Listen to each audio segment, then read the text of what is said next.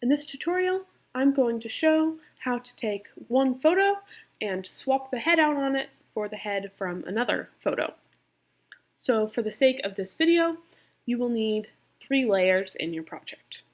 The first layer I have here that you can see right now is the picture that I'm going to take the head from. The second layer is the photo that I'm going to put the head on, so make it look like a different person is holding this trophy.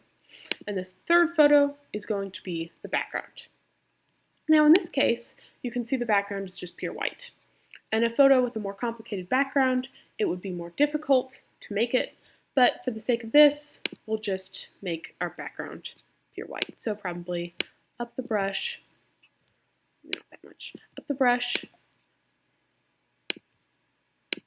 select the right layer, and just paint it white. Now that that's done, we can get our heads. So to select the heads, we're going to use the Object Selection tool.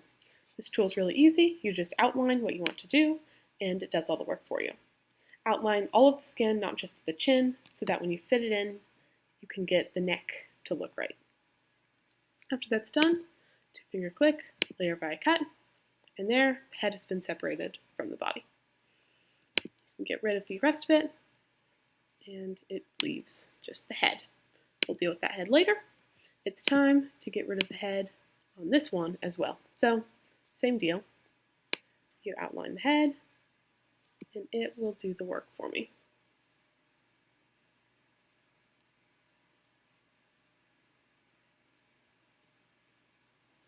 And now, if that's done, again, layer via cut.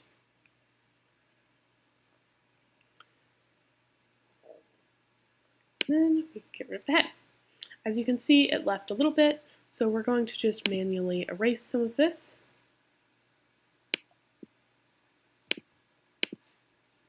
Select the right layer again, and then just manually erase around here to make it look a little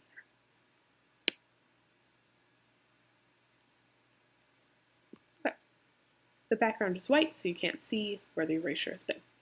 And then grab the only other layer we need, the head, grab it, and we move it into place. Get it about the right size. And in this photo, the head was slightly tilted, so we'll want to do that too. And also, what we'll want to do, after we've got it where we think we want it, is we'll want to move the layer. So all you have to do here is just drag the layer down. In this case, I'm going to put it between the background and our suit. And here we can see it just fits in cleanly. And now when we move it,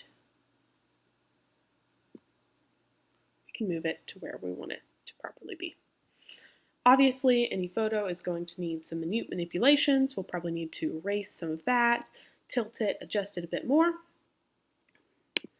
But after those manipulations are done, then it will look natural and beautiful.